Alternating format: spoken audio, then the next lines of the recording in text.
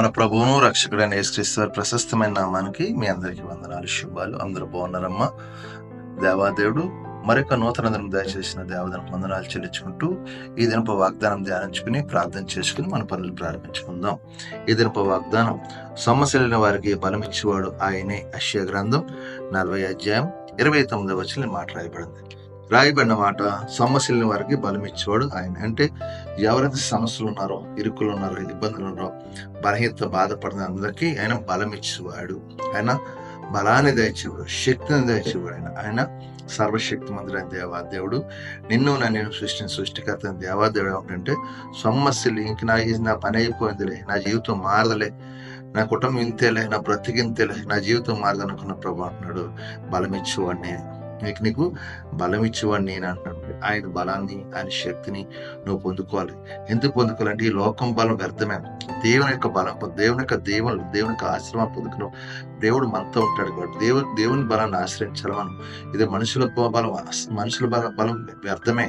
కాబట్టి ఈ వాగ్దానం సహోదరుడా, ఏదైనా సమస్యలు ఉన్నాయేమో ప్రభు అంటున్నాడు, నువ్వు ఇంకంతే అనుకున్నావేమో, దేవుడు నీకు నీ బలాన్ని చిన్న శక్తిహీన బలాభివృద్ధి కలగజేయడు. శక్తిహీనకి బలాభివృద్ధి కలగజేయడు. నువ్వు అనుకుంటావు నా జీవితం, నాకున్న బలహీనత దూరం అవుదేమో, నాకున్న సమస్యలు దూరం అవ్వని పొరవుతున్నాడు. ఆయన ఏమన్నాడు, నేను బలాభివృద్ధి కలగజేస్తాను, కృప చూపించేవాడు నేనే అంటున్నాడు. కాబట్టి ఇది నాన్న ఈ వాగ్దానం, సహోదరుడా, నువ్వు బలహీనత బాధపడతావు, సమస్యలతో కునిగిపోయామో, ఇరుకుల్లో ఉన్నాయేమో, ఇబ్బందులు ఉన్నామో ప్రభు అంటున్నాడు, నేను నీకు తోడుగున్నాను, నేను బలమిచ్చేవాడు నేనే. నువ్వు ఇంకా నీ యొక్క ఆలోచనలో దేవుని వైపు తిప్పు, దేవుడే నీకు మంచి మార్గం దేవతడు దయచేయను గాక. ఈ వాగ్దానం సహోదరుడా, సహోదరి, ఈ వాగ్దానం బట్టి దాన్ని ప్రార్థించి దేవుడు మిమ్మల్ని మీ కుటుంబాలు బాగా దీవించిన గాక, ఆశ్రయించిన గాక. కాబట్టి సమస్యలు ఉన్నాయేమో, దేవుడు అంటున్నాడు నీకు బలనిచ్చి, నీకు ఆరోగ్యాన్ని ఇచ్చి మరి నూతనంగా చేస్తాన్నాడు. కాబట్టి ఆ నూతన దీవెనం, నూతన ఆశీర్వాదాలు, నూతన దీవెనలు దేవుడు మిమ్మల్ని దయచేయను గాక. అటువంటి కృప మీకు దయచేయను గాక. ఈ కొద్ది ఈ ఒక్క వాగ్దానం ప్రార్థన చేయండి, దేవుడు మిమ్మల్ని దీవించిన గాక. మీ కొరకు ప్రార్థిస్తారు, మీరు కూడా నాతో ఏకీభవించండి. ప్రార్థన. సర్వాధికారి యేసు ప్రభువు పరిశుద్ధుడా, కృపగలవాడా, నీకు వందనాలు, స్తోత్రాలు. మరి ఒక నూతన దినం దయచేస్తున్నందుకు కృతజ్ఞతలు చెల్లించుకో. ఈ దినం మేము చేస్తున్న మా చేతి పనులు మమ్మల్ని దీవించండి. మా యజమానుల ద్వారా, తోడు పని వారి ద్వారా ఇక్కడ జరగడం సమాధానం దయచండి ప్రభా. సమస్యలు వారి బలమిస్తాను, బలహీనంగా ఉన్న బిడ్డలు ముట్టండి, స్వస్థపరచండి నాయన. బలహీనం ముట్టండి, స్వస్థపరచండి. నీ బలంతో, నీ శక్తి అని బలంతో, శక్తి బలం పొందుకునే కృప దయచండి ప్రభా.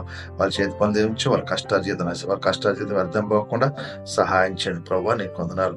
తాగుడు, పేకటి వ్యసనాలు దూరపరచండి. అప్పులు, బంధకాల నుంచి విడుదల దయచండి. ఏ బిడ్డకైనా కుటుంబ సంస్థలు విడుదల దయచండి. కుటుంబంలో సంతోషం, సమాధానం, శాంతిని దయచండి ప్రభావ. ఈ దినమంతా నీ రెక్కలచండి బిడ్డలు భద్రపరచండి, కాచి కావడం వాళ్ళు చేసే పనులు దీవెనకరంగా మలచండి ప్రభావ. అయ్యా, ఈ దినము ఎవరైతే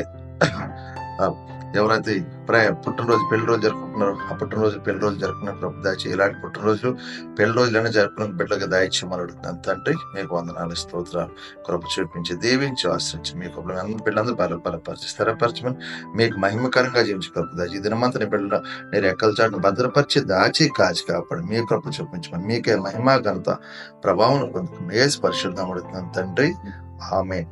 వందనాలు ప్రభు మిమ్మల్ని, మీ కుటుంబాన్ని బాగుగా దీవించి ఆశ్రయించును గాక. ఆమేన్. ప్రభువు నామంలో ఈ వీడియో వీక్షించిన ప్రతి ఒక్కరికి జీసస్ స్వస్థత ప్రార్థనా మందిరం వారి ప్రత్యేక వందనాలు తెలియజేసుకుంటున్నాము. మరి ఇంకెన్నో సందేశాలు, వీడియోలు, సంఘ కార్యక్రమాలు మీకు అందుబాటులోకి రావడానికి పక్కనే ఉన్న సబ్స్క్రైబ్ బటన్ని ప్రెస్ చేసి బెల్ ఐకాన్ని కూడా ప్రెస్ చేయాల్సిందిగా కోరుకుంటున్నామండి.